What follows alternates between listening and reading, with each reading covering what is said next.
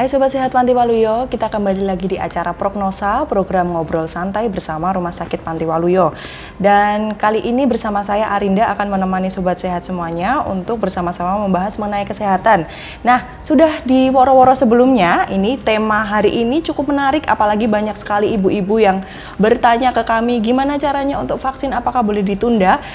Maka dari itu kami mengangkat tema mengenai imunisasi di masa COVID-19. Dan kali ini sudah hadir di tengah-tengah kita narasumber Dr. Rustam Siregar, spesialis anak. Selamat pagi, dokter. Selamat pagi. Nah, bersyukur sekali ya kita sekarang ketemu dengan Dr. Rustam. Nanti akan banyak sekali membahas mengenai imunisasi di tengah masa COVID-19 ini ya, dok ya.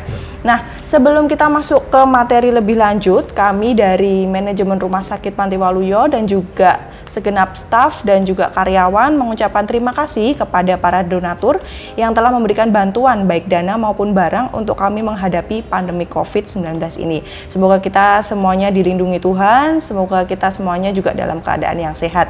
Begitu ya, dok ya? Oke dokter, kita langsung saja dok. Banyak sekali pertanyaan-pertanyaan dari ibu-ibu ini ya dok ya. Anak saya sudah waktunya untuk vaksin, tetapi kalau pandemi COVID ini kan kita takut ke rumah sakit gitu ya dok ya, apalagi rumah sakit tempatnya orang sakit gitu.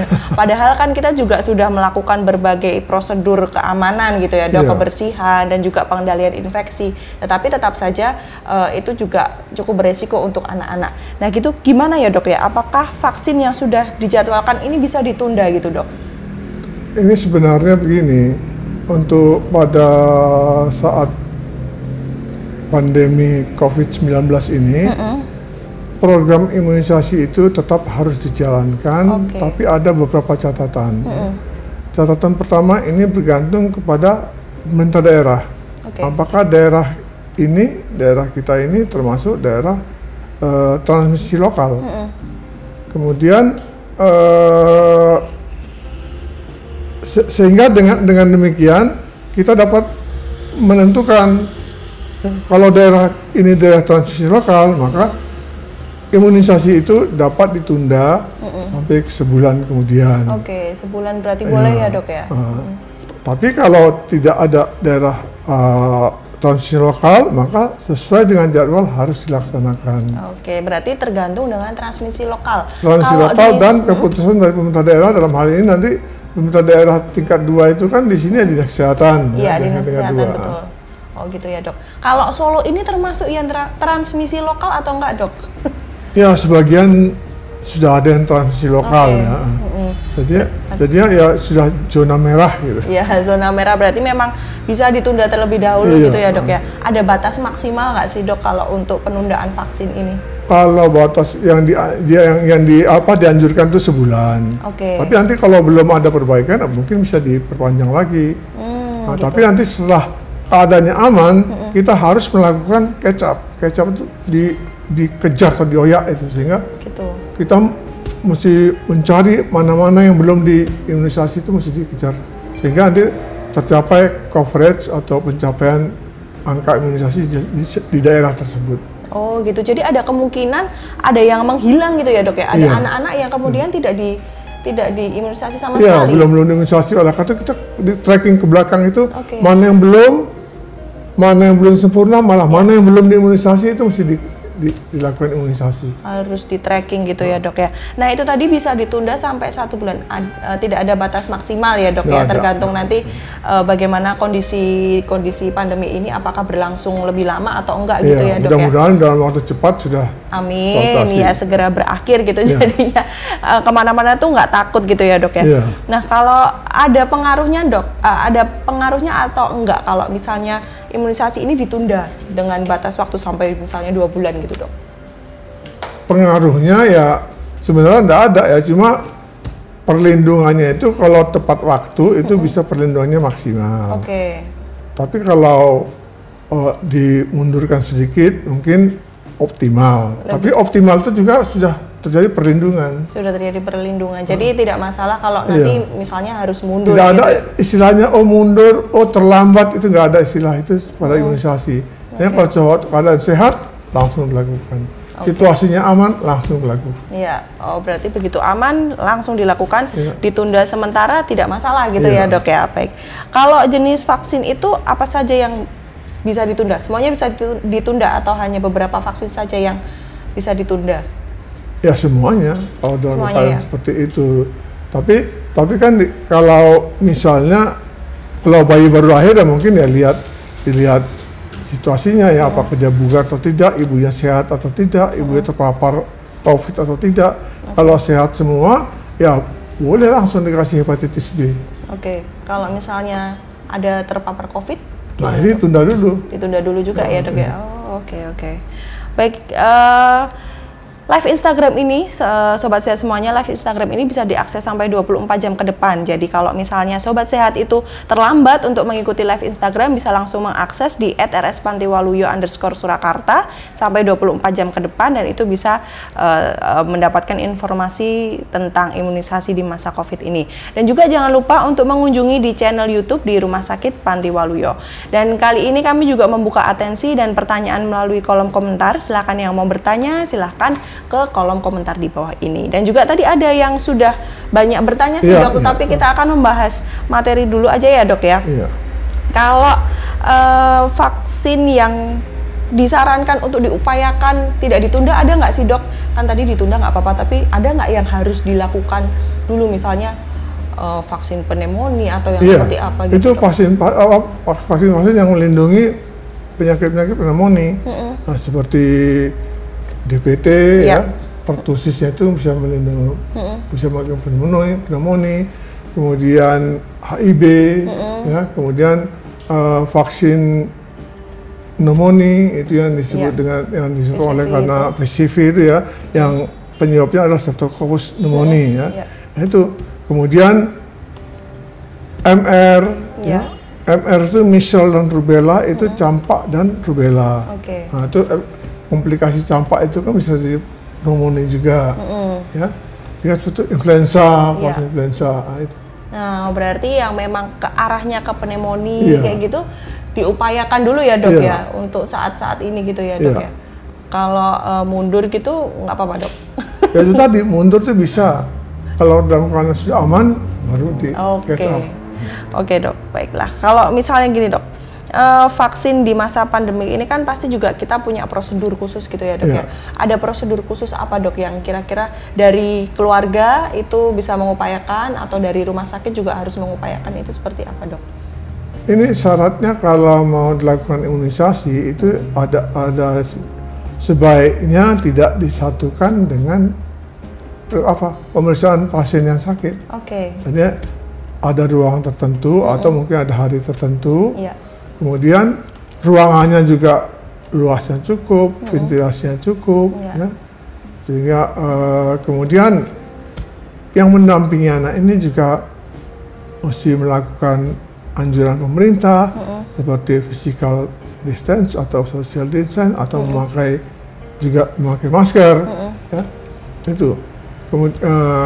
Kemudian itu tadi ya, jangan terlalu berdesak-desakan, jadi social distancing. Berarti makanya itu dibikin kayak hari khusus supaya itu nggak kebanyakan orang gitu ya dok ya. Jadi kalau tidak bisa ya di ruangan tertentu yang mungkin agak jauh dari klinik pemeriksaan orang sakit. Berarti agak jauh dari yang sakit gitu, biar anak-anak juga nggak kena sakit gitu ya dok ya. Nah kalau dari tenaga kesehatannya sendiri ada nggak kriteria khusus? Jadi kan pasti dari rumah sakit sudah memberikan kriteria khusus untuk perawat atau tenaga kesehatan yang memberikan vaksin gitu kan? Iya, dok, itu ada kriterianya. Pertama ya dia sudah pernah dilatih untuk vaksinasi. Itu pertama. Kemudian ada SIP di rumah sakit, atau kalau dari rumah sakit bertugas ke suatu daerah, dia ada suatu tugas dari direktur rumah sakit, dilampirkan SIP dia di rumah sakit. Itu. Kemudian dan petugas ini tidak pernah merawat pasien COVID. Sama sekali tidak merawat pasien COVID ya. Memang dikhususkan untuk pasien. Kemudian juga ada persyaratan lain supaya petugas-petugas yang di atas usia 65 tahun supaya jangan bersentuhan. Iya, udah pensiun biasanya dok kalau 65 tahun. Dan punya komorbid gitu ya dok ya, itu tidak boleh bersentuhan gitu ya dok. Komorbid itu penyakit yang pendamping, misalnya ada penyakit jantung, ada penyakit hipertensi, ada penyakit ginjal. Nah itu juga disarankan tidak melakukan vaksinasi ke anak gitu ya dok. Oh ya, biasanya sih udah di rumah mereka ngomong cucu dok. 65 tahun. Mungkin kalau dokter belum sih ya, tapi kalau untuk perawat biasanya 65 tahun sudah pensiun gitu dok. Nah kalau untuk ini sendiri dok, ada anak yang kemudian dia terkonfirmasi COVID, terus dia juga di daerah yang transmisi lokal ODP atau mungkin dia juga PDP. Nah itu untuk vaksinnya seperti apa? Ditunda gitu tadi? Ditunda. Oke. Sehingga nanti dia kan confirm. Berarti confirm itu kan swab testnya positif. Berarti nanti setelah 7 hari diperiksa lagi swab testnya. Oke. Setelah itu hari ke-10 diperiksa lagi. Kalau udah dua kali positif, 2 kali diperiksa negatif, berarti sudah bisa dipulangkan, tinggal isolasi mandiri di rumah. Oke, isolasi mandiri itu nanti setelah itu bisa setelah itu baru bisa nanti diimunisasi. Oh oke, gitu. Kalau pas saat itu dia diimunisasi? Nggak boleh. Nggak boleh ya? Karena nanti kontak dengan perawatnya atau apanya dok yang bikin nggak boleh? Kan daya tahan tubuhnya pada saat itu sedang turun, sehingga dikasih itu. Ini kan vaksin ini kan kebanyakan vaksin hidup yang dilemahkan. Nah, jadi kalau dimasukkan dalam tubuh yang daya tahan tubuhnya turun, maka akan menimbulkan penyakit. Ya, oh jadi begitu ya alasannya ya dok ya. Nah ini ada beberapa pertanyaan ini dok dari @rosamaya21. Dok, anak saya bulan ini ada jadwal vaksin varicella yang kedua. Kira-kira bisa ditunda nggak, batasan sampai kapan? Itu dok. Nah, itu varicella ya. Nah itu dilihat sekarang apanya, di daerah mana. Oke. Kalau di Solo tetap terkonfirmasi tadi ya, kena zona merah jadi harus ditunda itu ya dok ya. Oke. Baik ibu, bisa ditunda dulu sampai mungkin maksimal 2 bulan kali ya. Ini kan kita dari anjuran pemerintah. Tapi dianjurkan 1 bulan, mungkin 1 bulan sudah bisa di catch up. Ya. Kejar. Ini kan sampai 29 Mei ya kemarin ya kalau dari BNPB ya, tapi nggak tahu apakah akan diperpanjang lagi, kita juga nggak ngerti. Cuman kalau kemarin sampai 29 Mei berarti setelah itu mungkin bisa diberikan ya dok ya. Nggak masalah ya dok ya kalau untuk ditunda itu ya dok. Oke, ada juga nih si Eli CHY_Eli. Dok, anak saya udah usia 2 tahun dan masih ada 3 imunisasi seperti PVC dan 2 lupa. Kira-kira solusinya gimana ya dok? Ya ditunggu situasinya tadi. Oke. Oke, berarti sebenarnya garis besarnya adalah imunisasi bisa ditunda sampai KLB, posisi KLB ini sudah berakhir gitu ya dok ya? Bukan sudah berakhir, kalau di suatu daerah itu sudah tidak ada zona merah. Oke, bisa ditunda. Cuma apakah bisa itu dijamin? Nah ini yang iya, apakah bisa dijamin benar-benar bersih gitu ya dok ya? Nah kalau ini tuh ada yang kan tadi dia lupa gitu dok, seperti PVC dan apa gitu lupa. Nah kalau vaksin imunisasi itu kedobelan gitu bisa nggak sih dok? Kedobelan imunisasi gitu? Nah itu seharusnya kan dia punya buku. Oke. Setiap imunisasi kan ada bukunya ya. Dokter nggak mau memberikan imunisasi kalau nggak ada bukunya. Oh gitu ya dok ya? Pasti harus ada bukunya. Ada pencatatan kan, itu ada pencatatan dan pelaporan. Ya, setiap imunisasi itu ada pencatatan dan pelaporan sehingga mempertanggungjawabkan vaksin itu ke dinas kesehatan. Oke, gitu ya dok. Nah sebenarnya kalau misalnya pakai pencatatan, pakai buku gitu, kadang kan bisa hilang ya dok. Ada nggak sih aplikasi yang dari IDAI yang bisa memberikan kemudahan gitu ya dok? Kayak jadwal dokter, jadwal imunisasi itu ter-record semua gitu, ada nggak sih dok? Ada, itu ada di Primaku ya. Primaku, oke. Primaku itu ada dari IDAI. Cuma itu di kota-kota besar yang banyak lakukan. Ya. Oke. Mungkin kita di Solo mungkin belum ada ya pakai ya. Di Solo belum pakai ya dok. Oh, ada aplikasi nih sobat sehat semuanya, aplikasi Primaku. Ini tuh dari IDAI, dari Ikatan Dokter Anak Indonesia. Nah itu resmi ya dok ya? Iya resmi. Itu resmi dan biasanya masih dilakukan di kota besar. Nah itu bisa nggak menggantikan buku imunisasi dok? Ya itu kalau untuk di kota-kota kecil mungkin belum bisa ya, karena itu kan harus menggunakan smartphone. Iya. Sehingga kalau ya maaf untuk saudara-saudara kita yang penghasilan menengah ke bawah mungkin agak sukar lah dia pengadaan untuk smartphone-nya itu, sehingga itu sukar. Sehingga pemerintah juga masih menetapkan penggunaan buku itu dan supaya disiplin buku itu, ya, kemanapun berobat harus dibawa. Jadi kalau bepergian keluar kota, buku itu juga mesti dibawa, buku itu. Sehingga buku itu harus dibawa juga. Waktu ini sebagai paspornya anak ini loh. Ya. Kayak dia punya track gitu ya. Sehingga ada catatan keseluruhan imunisasi, tumbuh kembang dia, berapa berat badan, berapa ada tercatat semua di situ. Oh, semuanya ada di situ. Nah, sebenarnya kalau pakai aplikasi tadi cukup membantu sih ya, Dok ya. Dan mungkin kita bisa segera percepatan aja kalau di Solo ada seperti itu, membantu sekali. Nah, ini ada pertanyaan nggak ya? Belum ada pertanyaan. Oke dok, kalau dari dokter sendiri punya saran nggak untuk ibu-ibu yang ada di rumah? Kadang kan ada rasa ketakutan untuk anaknya belum divaksin, terus ini masanya masa COVID, pasti kepingin melindungi anaknya. Nah, melindungi anaknya itu dengan apa saja? Silakan bisa di. Ya, dengan itu tadi ya. Pertama pola hidup sehat, ya, kebersihan, sering-sering cuci tangan dengan sabun dengan air yang mengalir atau dengan hand sanitizer ya, sering mungkin. Saya aja di kantong saya itu ada hand sanitizer dibawa kemana-mana. Gitu ya, selalu ya dok ya. Selalu. Yang mesti dibiasakan seperti itu. Pola hidup bersih, kemudian supaya jangan sering, kalau tidak sangat penting sekali jangan keluar dari rumah. Kan nang omah wae. Iya, nang omah wae. Kalau anak-anak biasanya sekarang lagi terkurung di rumah gitu ya dok. Belajar di rumah, bekerja dari rumah, seperti itu. Kira-kira apa sih yang boleh nggak kalau misalnya keluar kompleks sebentar gitu? Kalau anak-anak diusahakan jangan.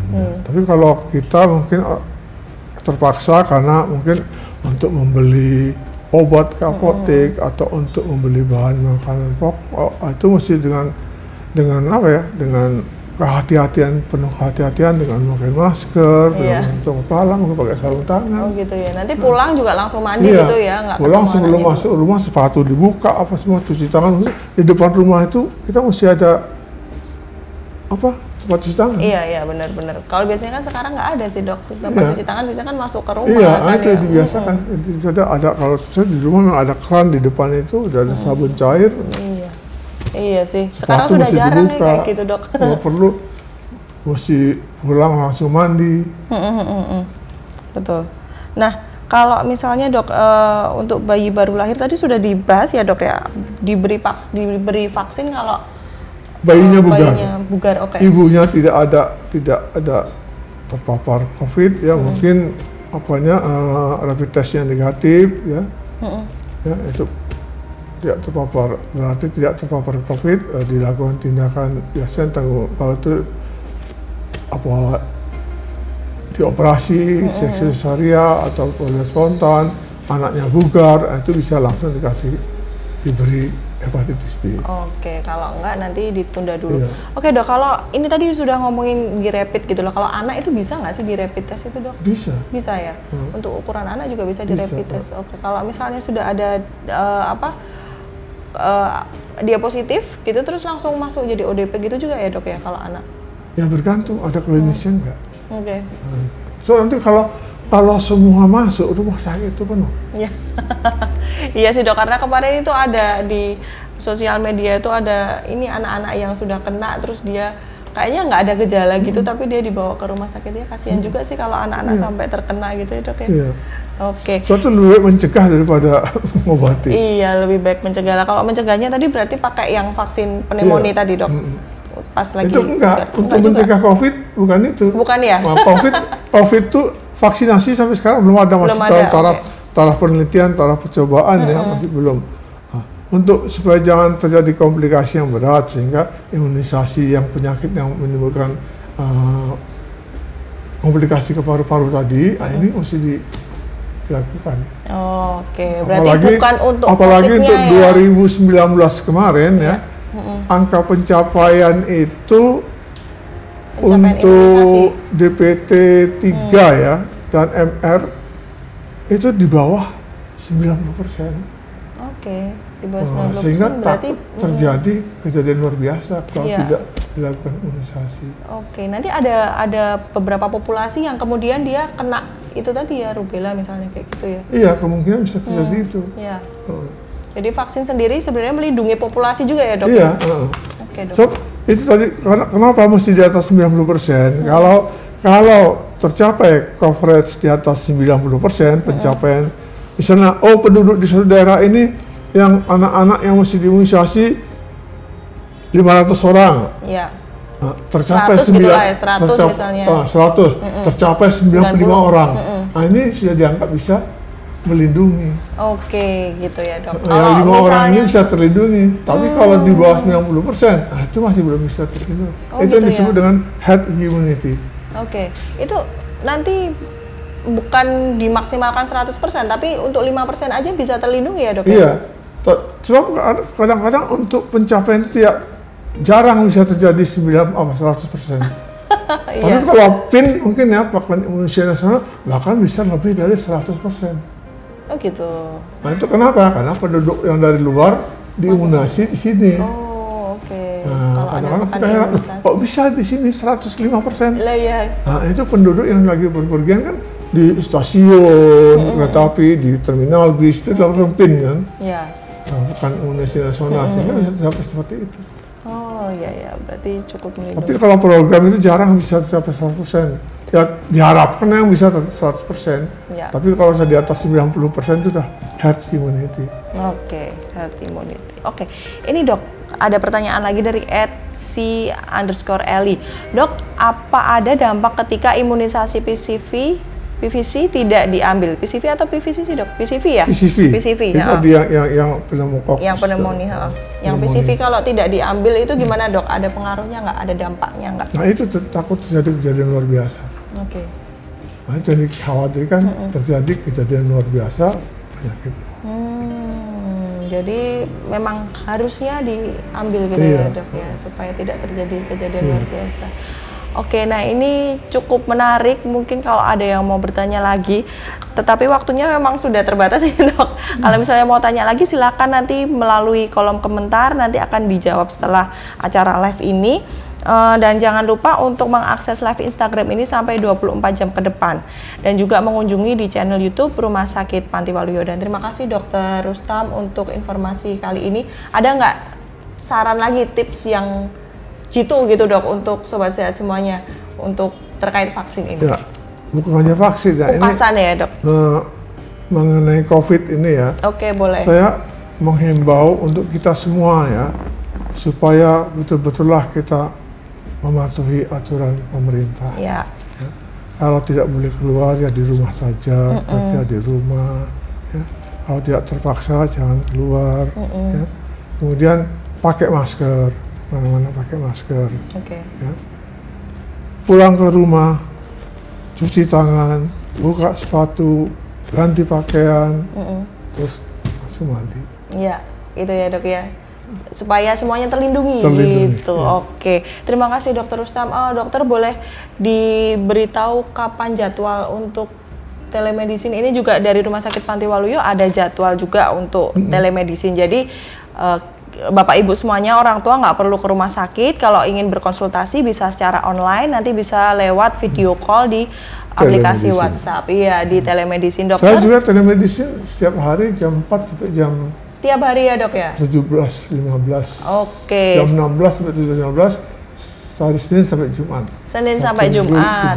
Ya, Senin sampai Jumat pukul 15 sampai 16 sampai 17.15. Nah, itu bisa jadi solusi untuk kita semuanya ya, yang sekarang lagi di rumah aja dan tidak bisa keluar rumah, untuk menjaga supaya tidak terjadi penyebaran COVID ini, dan solusinya adalah telemedicine. Nah, juga ada promo dari Rumah Sakit Panti Waluyo ini, Dok. Saya mau bacakan dulu ya, Dok ya. Ini ada Go Imunisasi. Jadi imunisasi bisa di rumah aja dengan harga 100.000 belum termasuk biaya vaksin. Nanti setiap hari kerja kecuali hari Rabu dan Kamis dilakukan pukul 8 sampai pukul 13. Semua imunisasi bisa dilakukan kecuali MR dan BCG. Dilakukan oleh dokter umum dan bidan, radius pelayanan 10 km dari Rumah Sakit Panti Waluyo Surakarta. Nah, untuk sementara ini yang bisa dilayani adalah pasien lama dari Rumah Sakit Panti Waluyo, karena kan ada bukunya itu tadi ya, ada riwayatnya yang ada di Rumah Sakit Panti Waluyo. Tetapi kalau Sobat Sehat semuanya mau mendaftarkan untuk Go Imunisasi, imunisasi di rumah ini bisa langsung menghubungi di Rawat Jalan. Teleponnya di 0271 71 2077 extension 1135. Di situ bisa ditanyakan juga bagaimana jika sebelumnya tidak di Rumah Sakit Panti Waluyo. Nanti ditanyakan aja apakah boleh atau apakah bisa gitu ya. Nanti langsung dijawab dengan dokter yang bertugas di klinik tumbuh kembang anak gitu. Terima kasih dokter. Kemudian juga itu supaya mempersiapkan buku imunisasinya. Iya, semuanya harus mempersiapkan buku imunisasi. Jadi sarannya dari Dokter Rustam ini adalah siapkan buku imunisasi, jangan sampai hilang, jangan sampai kececer gitu ya dok, karena itu paspor untuk anak Anda dan itu bisa untuk jadi catatan tumbuh kembang gitu ya. Dan jangan sampai nanti kalau vaksin jadi kedobelan gitu karena tracknya harus dari buku itu. Baik, terima kasih sekali Sobat Sehat semuanya yang sudah beratensi, yang sudah menyaksikan. Semoga informasi pada hari ini menarik dan juga membangun dan juga bermanfaat untuk semuanya. Dan akhir kata, kita akan ketemu lagi di prognosa di edisi selanjutnya dengan topik yang lebih menarik lagi. Dan dadah.